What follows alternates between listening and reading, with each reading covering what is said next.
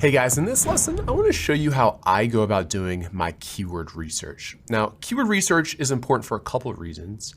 The one that we're going to focus on in this video is choosing which keywords that we want to include in our listing so that Amazon knows what kind of product we have and as a result gets ranked well in the organic results.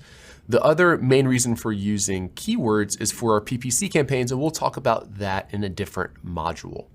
So my methods for doing keyword research have changed over the years, and I'll now show you which one I think is like my favorite to date. It's the most modern and tends to work the best.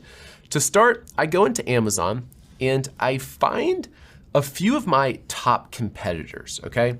Now I'm looking at my yard sign stakes and I wanna look at just like who's ranking well or maybe who has a bunch of reviews. I wanna go into their listing, grab the ASIN, which I just grab it out of the URL, but you can also grab it down here in the ASIN section. And I'm gonna do a reverse ASIN lookup inside of Keyword Scout. What Keyword Scout is doing is it's finding all of the keywords that this particular item ranks on the first 5 pages for. So these aren't all the keywords that are included in their listing, but instead these are all of the keywords that they are ranked on the first 5 pages. So these would be the most relevant keywords. So even though there's other words in here, like let's say, step them into the ground. It's like they're probably not ranked for step, right? Even though that word's in their listing, but they are ranked for a whole bunch of other words. So these are all the ones that they're ranking for. So I'm gonna go ahead and select all, and then I'm gonna see if there are any that I think aren't really relevant for my particular product. Nest yard sign, I don't know for sure, but it seems close enough. Property boundary markers is kind of getting far away, but I think it's still okay. Pro gun yard sale, I'm probably gonna remove that one. All right, I think the rest of these should be okay. So I'm gonna go ahead and create a list for my yard sign stakes and create an ad. Now I'm gonna do this for like what I believe are my top 3 or 4 competitors. So let's go down to this guy. He has 116 reviews and he has the whole kit. And again, I'm gonna copy and paste the ASIN out of the URL. I'm gonna see what keywords they're ranking for.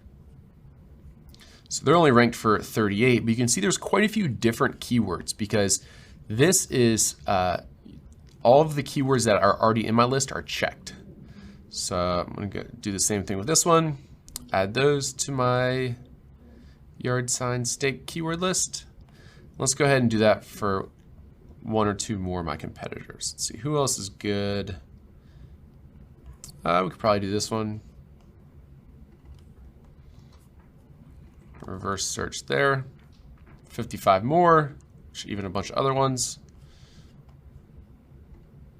All right, so that's probably good enough for my competitors' keywords. Now I'm gonna go ahead and seed this with a few of my keywords. So yard sign stake. So I'm just gonna search for keywords this time instead of ASINs.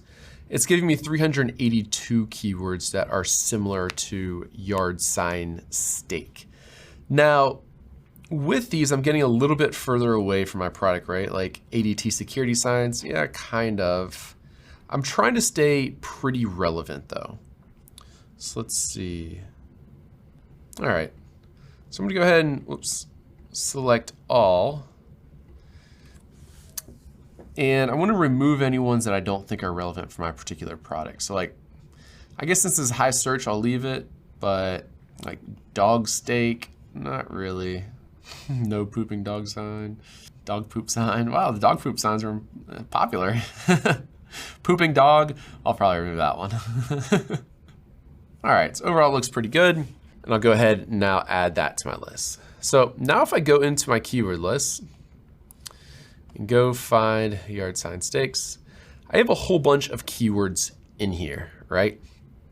I don't think it tells me, but I have a few hundred keywords all in this list, and there's a lot of them, right? You can go about this 2 ways. You can either go through right now and try to remove any keywords that you don't think are accurate for your product.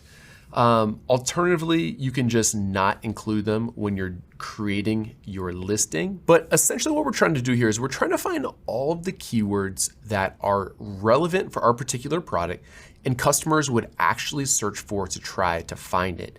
Now, oftentimes what you'll find is you'll see a bunch of keywords that you didn't think of as necessarily being relevant for your product. But if you can imagine someone purchasing your product after they search that keyword, I would go ahead and leave it in the list. An example of that's like ADT signs for yard.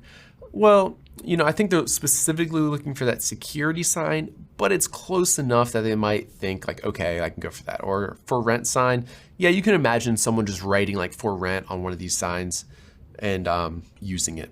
All right. This is really all there is to keyword research. I used to find a whole bunch of different keywords and search for all of them. And I used to use different tools and then try to combine all of them. However, over the years, Keyword Scout has gotten so good, especially the reverse ASIN lookup to see which keywords your competitors are ranking for, that's really the best way to find which keywords people on Amazon are searching for and then purchasing that type of product, because search behavior on Amazon is different than Google. So I prefer just to use Keyword Scout. I don't even use the other tools anymore because I find the highest quality results there. All right. So that's really all there is to it. And the next lesson, we're going to take this keyword list and use it to create our listings. So I'll see you there.